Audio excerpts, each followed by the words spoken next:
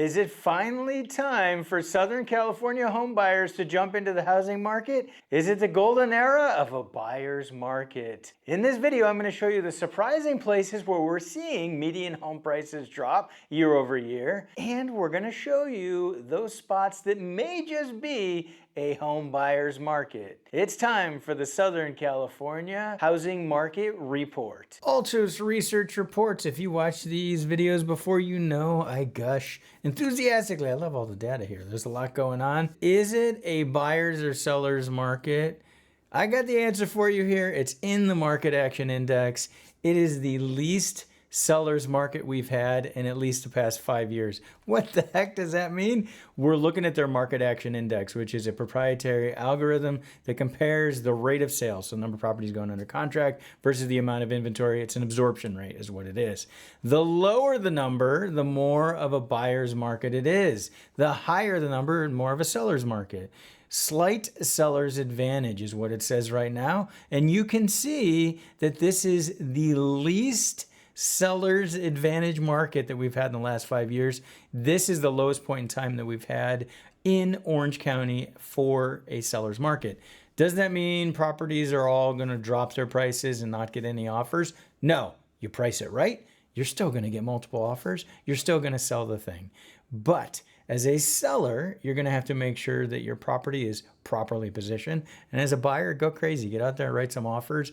We know most likely mortgage interest rates are going to drop. Not going to say that stupid saying about dating and marriage and the rate. We're not going to bring that up. But you can pretty much kind of predict that mortgage interest rates are going to drop if we get that 10-year treasury down, which has been moving down ever so slightly. Anyway, I won't bore you with all the details. LA, same thing. Slight seller's advantage. Again, the lowest that we have for being a seller's market. It's still a good time to sell because there's a slight seller's advantage.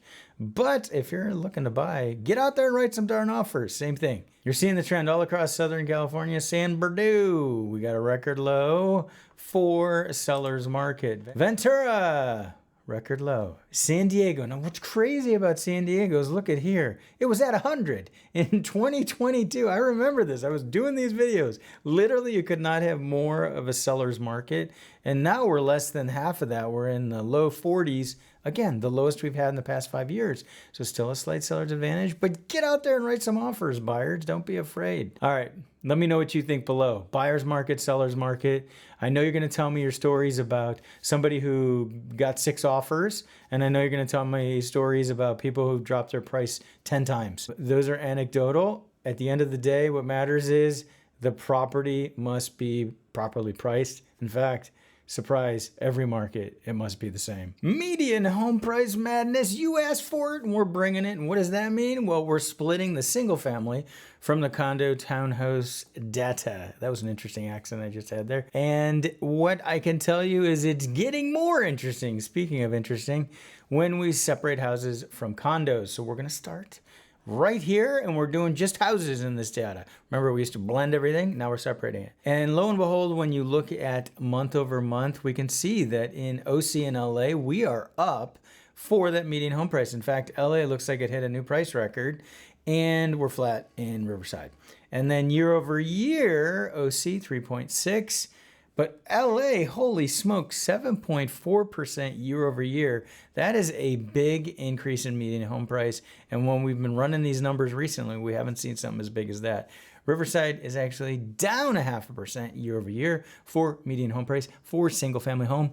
Taking a look at condos right now, what's the difference going to be? And yeah, big difference. So now we're looking at condos and townhomes in the respective counties, and we can see median home price has dropped month over month. So despite some big increases, for example, in LA, month over month and year over year, we're not seeing that. In fact, when you look at the median home price year over year for OC, we're down 0.2%. LA is down 2.8%. Riverside is down 1.1%. Now, again, these numbers can change slightly as we get into the middle of the month, and we've seen that happen before. but the general trend for condo prices is not looking good. It looks like it's going negative. Same thing, starting out with just single family homes. No condos or townhomes blended in with this data. And look at that big drop we have in San Diego, month over month. Slight increase in Ventura, slight increase in San Bernardino, month over month. How about year over year? San Bernardino, 3.1%. That's respectable. That's around inflation-ish. Ventura, 3.3, around inflation-ish. San Diego, down 2.5%. That's not inflation-ish. That's not good. And there you go, condos and townhomes. And we are down month over month for the median home price. And year over year, San Bernardino is flat. 0% increase. Ventura is down 0.9. San Diego is down 5.5%. If you're looking to buy or sell real estate, you can always hire your cousin, uncle, friend, sister who just got their real estate license, or a real pro like our team. Reach out for real estate guidance. Buyer's market, seller's market, nobody's market. We're going to show you what's going on in SoCal. The number of properties that sold in June, number of properties that went under contract, number of new listings for the respective counties. Now bear in mind, it's very early to be looking at these numbers. I ran these on the 1st, or technically Michelle ran these numbers on the 1st of July. They will shift slightly, but we can still see the general trend. It's not going to be a dramatic shift as people enter more data into the MLS for June, even a few days into July. That's typical, and it does mess with the median home price as well. Black line here shows mortgage interest rates. What do you notice? They were low, extremely low, and then they went way up, and they've stayed way up. And now, historically, they're not crazy up, but looking at the easy years where we're covering data, mortgage interest rates are high. They fell slightly year over year, but it's not helping with the market. So the white line, those are the pending sales. That's buyer demand. Now, buyer demand has stayed relatively stable. It has dropped slightly, but has stayed relatively stable around that 1,800 to 1,700 number. And new listings, despite showing in the Altos Research reports that we have an increase in the number of properties hit in the market, and we're going to cover that as well, we can see that it isn't a dramatic number of new listings. At least in the month of June, we're actually down year over year. So with mortgage interest rates where they are, with prices where they are, we can see that demand is down. Until we get a change in pricing or mortgage interest rates or both, we're not going to see a big increase in pending sales and ultimately sold properties. Similar tale, although we are up year over year slightly for the number of new listings for single family homes and condos, and we're down ever so slightly in the demand. Similar tale to what we saw in Orange County. Riverside looks a lot like Orange County as far as the number of new listings. Peaked last year, dropped. So we are seeing this general trend in the data that inventory is not spiking like we had, for example, 2018. And we also don't have the same demand from buyers that we had in 2018. So up slightly year over year in San Bernardino, which is changing its name. It's the county of yes, I think it's going to be. Interesting. We'll have to talk more about that. Ventura, you're always doing your own thing. You're down for pending sales year over year, and you've been doing that forever. San Diego looks just like the other counties, and we can see buyer demand flat, down very, very slightly. Few more listings year over year, nothing crazy. Just an absolute market waiting for something to happen with mortgage interest rates. That's going to be the real driver. Moving on to the multifamily numbers, one of the only places you're going to get this data, and same thing, where we have the mortgage interest rates in here. And we can see the mortgage interest rates are making life difficult for multifamily in some respects. Why is that? Well, cash flow. Ultimately, you add up all the income that comes in, you subtract the expenses, utilities, maintenance, vacancy factor, things like that. And then what's left over, that's your net operating income. What's left over, you subtract your debt service, your mortgage payment. And then from there, that's your cash flow, whatever's in your hand. So with mortgage interest rates up, more money's going to debt service, lower cash flow. You could see when a mortgage interest rate was 2.99, pretty easy at the right price to cash flow. Okay, diving in, we can see demand has been relatively stable in Orange County as far as number of properties going under contract.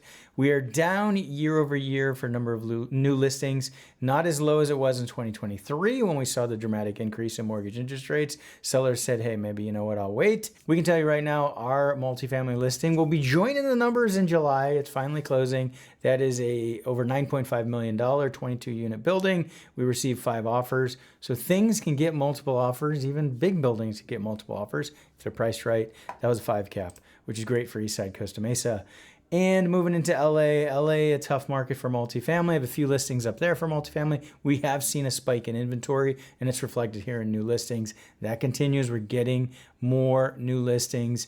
Buyer demand staying relatively stable. So you have to have a compelling price and a compelling property to go under contract. Riverside tends to be a better return market for investors. We can see new listings have been flat in June's going back, and demand down slightly year over year, nothing crazy. Still not as low as it was in 2023. We're not seeing a big surge of purchases in this market, which could mean that prices are still too high and cap rates haven't reflected what investors are willing to pay for properties. Did you understand that? We still need to do a cap rate video. All these years I've been talking about doing a cap rate video. And then San Bernardino, we can see demand's up. It's actually as high as it was in normal years, like 2019. And new listings, pretty normal too. Not like 2023 when it was down, but pretty normal. Ventura, you don't have enough buildings to really matter, but yep, you got 11 new listings and 4 under contract, so good job, Ventura. Keep doing what you're doing. San Diego, demand's up a little bit year over year, not too far off of more normal years, and new listings are slightly below more normal years. So nothing crazy going on in multifamily. Another market where if we get mortgage interest rates to drop, we will see a lot more demand from buyers because cash flow will be flowing again. Want to take a closer look at the numbers? Then sign up for a free weekly email newsletter and we'll deliver them directly to your email inbox. Thanks for tuning in. This has been Christian Walsh, real estate agent with Wire Associates, and we can't wait to hear from you.